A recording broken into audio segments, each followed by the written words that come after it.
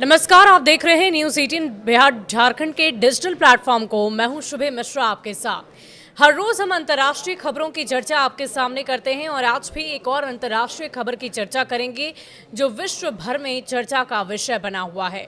Israel की बात हम करने जा रहे हैं इस पॉडकास्ट में और इस पॉडकास्ट में हमारे साथ जुड़ेंगे हमारे सीनियर सहयोगी, वरिष्ठ सहयोगी नीलेश जी। नीलेश जी, बहुत बहुत स्वागत है आपका इस पॉडकास्ट में। और इजराइल की चर्चा हम इसलिए कर रहे हैं क्योंकि इस वक्त इजराइल चारों तरफ से घिरा हुआ है। वो इसलिए क्योंकि हमले एक तरफा नहीं बल्कि चौतरफा इजराइल के ऊपर हुए हैं। इस युद्ध की चर्चा हम लगातार आपसे कर रहे हैं। जो बैठकों का दौर इस युद्ध को लेकर पहले किया गया उसकी भी चर्चा हमने आपके सामने की और अब इजराइल की फिलहाल क्या स्थिति है, वहाँ पर क्या कुछ चल रहा है और विश्व में इसकी चर्चा क्यों हो रही है, इसकी पूरी जानकारी इस वीडियो में आपको देंगे, इस पॉडकास्ट के जरिए देंगे, इस चर्चा के जरिए देंगे। इसलिए इस पॉडकास्ट को अंत तक जरूर सुनिएगा। सर, इजराइल की अभी क्या स्थिति है, सबसे पहले इस पर हमारा फोकस रहेगा। और ये जो हमला इस वक्त इजराइल पर हुआ है, चारों तरफ से कहां कहां से हमला हुआ, इसकी भी जानकारी दीजिए। जी, धन्यवाद शुभी। हम अपने दर्शकों को बता दें, इजराइल से एक और बड़ी खबर आ रही है सामने। यरूशलेम में जो है सो बैलिस्टिक मिसाइल से हमला हुआ है। इसकी तस्वीरें जो है अभी सामने आई हैं। इंटरनेशनल न्यूज़ एजेंसी ने इसकी तस्वीरें साझा की है हमसे और इस तस्वीर में साफ देखा जा सकता है कि कैसे दूर आसमान से बैलिस्टिक मिसाइल तेज़ी से गिरता हुआ आ रहा है। हालांकि इजरायली सेना ने इस मिसाइल को मार गिराने का दावा किया है। आईडीएफ की ओर से जो बयान जारी किया गया उसमें कहा गया है कि इस मिसाइल को किसी कोई क्षति नहीं पहुंची है इजराइल को। उसके पहले ही उसको पता लगा लिया गया था और उसको उड़ा दिया गया। लेकिन जो है सुबह सबसे चिंता की बात यह है कि इजराइल पर जो है सो पिछले 24 घंटे के दौरान ये पांचवा हमला है और पांचों बार बैलिस्टिक मिसाइल से हमला हुआ और ये कहा जा रहा है कि यमन से ये हमला किया गया। करीब 2000 किलोमीटर की दूरी से ये मिसाइल दागी गई और कल भी हमने देखा था कि वहाँ से एक बार फिर जो है इजराइल का जो शहर है हाइफा, वहाँ पर ये एक और मिसाइल गिरा था। उसके बाद लगातार जो है ताबड़तोड़ मिसाइल से हमला हुआ। ये ताज़ा घटना जो है सो यरूशलेम में हुई और जैसे ही इसका पता जो है आईडीएफ ने लगाया वैसे ही यरूशलेम में चारों ओर तेज़ी से सायरन की आवाज़ सुनाई दी। इसकी आवाज़ जो हमने भी सुनी और इसकी तस्वीरें भी देखी कि किस तरह से तेज़ी से आवाज़ सुनाई दे रही है। और जैसे ही वहाँ पर सायरन की आवाज़ गूंजने लगी, वहाँ रहने वाले नागरिक जो है सुरक्षित ठिकानों की ओर भागने लगे, बंकर की ओर भागने लगे और इससे चारों ओर दहशत फैल गई। ये जो है कहा जा रहा है कि हूतियों की ओर से ये हमला किया गया है। हूती विद्रोहियों ने यमन से ये जो है बैलिस्टिक मिसाइल दागी है। इससे पहले हूतियों ने एक ड्रोन भी भेजा था उस इलाके पर, इजराइल में तेल अवीव में। ये तेल अवीव से भी हमारे पास ये जो है ये तस्वीरें आई थी। सर, इससे पहले अगर हम इजराइल की बात करें तो इजराइल में जब इस तरह का वॉर हुआ, युद्ध हुआ, जब दूसरे देशों की तरफ से हमला किए गए तो उस दौरान स्थिति बेहद भयावह थी। काफ़ी दर्दनाक तस्वीरें वहाँ से सामने आई और अब तो और भी बड़ा हमला किया गया है मिसाइल के जरिए। अभी अभी आपने जानकारी दी कि हमला हुआ, तो इस वक्त वहाँ पर क्या स्थिति होगी और क्या बहुत सारे लोगों की जान जा चुकी है? कुछ ऐसी भी खबरें सामने आ रही है? जो शुभी, जो इजरायली सेना ने जो कहा है, जो उनका बयान है आईडीएफ यानी कि इजरायली सेना का बयान जो सामने आया है उसमें ये कहा गया है कि उस इजरायली सेना ने उस बैलिस्टिक मिसाइल को हवा में ही मार गिराया था और इसका कोई नुकसान इजराइल को नहीं हुआ है। उसका कुछ मलबा जो है ज़रूर हाइफा प्रांत में गिरा, कोई मलबे का कुछ हिस्सा एक स्कूल के ऊपर गिरा। कहा जा रहा है कि हूतियों ने रमता डेविड एयरबेस को निशाना बनाने के लिए इस बैलिस्टिक मिसाइल को दागा था। यरूशलेम के भी एक हिस्से पर हमला किया गया था। इसके अलावा जो है सो इजराइल के 4-5 शहरों को भी निशाना बनाने की कोशिश की गई थी। इजराइल की राजधानी तेल अवीव में भी ये हमला हुआ था। तो हूतियों की कोशिश थी कि इजराइल को बहुत बड़ा नुकसान पहुंचे।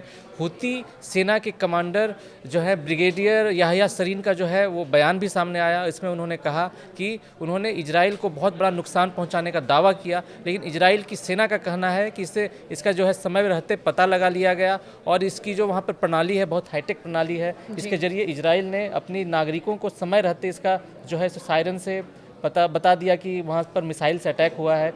इजराइल में रहने वाले नागरिकों के मोबाइल पे भी मैसेज आ गया कि वहाँ पर जो है बैलिस्टिक मिसाइल से हमला होने वाला है, वो जो है सुरक्षित ठिकानों यानी की कि ओर इसकी चले जाएं। पूरी जानकारी पहले से ही इजरायली सेना को थी और इसलिए नुकसान बहुत ज़्यादा बड़ा इस बार देखने को नहीं मिला है। जी हाँ, इजरायली सेना ने यही कहा है कि जो है उसके पास आयरन डोम सिस्टम है, जिसके जरिए जो भी बैलिस्टिक मिसाइल से हमला होता है इजराइल जो है उसका पता लगा लेता है और उसको समय रहते ऊपर में ही, हवा में ही उसको मार गिराता है। लेकिन जो हूती ब्रिगेडियर या हूती सेना जो है वो उसका दावा है कि उससे इजराइल को बहुत बड़ा नुकसान हुआ है और आने वाले दिनों में हूती कमांडर की ओर से कहा जा रहा है कि इजराइल पर ताबड़तोड़ अटैक किया जाएगा। ये इसलिए भी गंभीर चिंता की बात है कि हूती सेना ने पिछले कुछ दिन के अंदर अमेरिका पर भी हमला किया था, अमेरिका के जो है युद्धपोत पर भी हमला किया था और उसके बाद जब इजराइल में ये हमला हुआ, इससे जो है इजराइल और अमेरिका के राष्ट्रपति डोनाल्ड ट्रंप तक जो है सो परेशान है, इजराइल के प्रधानमंत्री बेंजामिन नेतन्याहू तक परेशान है कि आखिर हूतियों के पास इतनी ज़्यादा पावर कहाँ से आई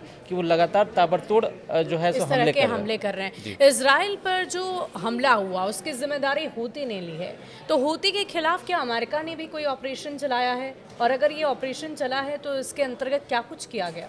जी, जब से अमेरिका के राष्ट्रपति डोनाल्ड ट्रंप ने दूसरी बार सत्ता संभाली, उनकी जो पहला आदेश था वो यही था हूतियों को नेस्तनाबूद करने का। उन्हीं के आदेश पर अदन की खाड़ी में हेनरी एस ट्रूमैन जो है नामक युद्धपोत, अमेरिकी युद्धपोत वहाँ पर तैनात किया गया। उसके बाद कार्ल विल्सन नामक एक और युद्धपोत को वहाँ भेजा गया।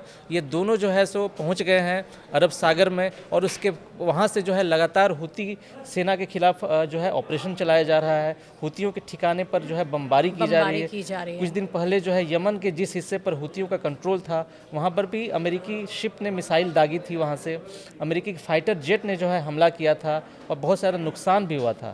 इसके बावजूद हूती सेना जो है लगातार हमला कर रही है और वो पीछे हटने को तैयार नहीं है। जो इजराइल पर जो ताबड़तोड़ हमला किया गया ये उसी का जो है एक ताज़ा कड़ी कही जा रही है। जी, अमेरिकी युद्धपोत की बात करें तो वहाँ पर अमेरिकी प्लेन को भी गिराने की बात सामने आई है क्या? जी, कुछ दिन पहले ये हमारे पास खबर आई थी कि जो लाल सागर में अमेरिकी युद्धपोत तैनात है हैरी विल्सन, उसी युद्धपोत से जो है कार्ल एस ट्रूमैन, उसी युद्धपोत से एक जो है अमेरिकी फाइटर जेट फिसलकर नीचे गिर गया। ये अमेरिकी सेना ने दावा किया था। ये जो है फाइटर जेट था जिसके जरिए हूती विद्रोहियों को निशाना बनाने के लिए उसको वहाँ तैनात किया गया था, लेकिन कुछ दिन पहले ये जो है वहाँ के डेक से फिसलकर नीचे गिर गया। एक नाविक को भी चोट लगी थी, लेकिन जो है हूती सेना ने दावा किया है कि ये उनकी तरफ से ये फायर किया गया था और उससे जो है फाइटर जेट जो है वो नीचे गिर गया। ये अमेरिका के लिए बहुत बड़ा नुकसान हुआ क्योंकि उस जो है फाइटर प्लेन की कीमत 500 करोड़ से भी ज़्यादा थी और वो जो है लाल सागर में समा गया।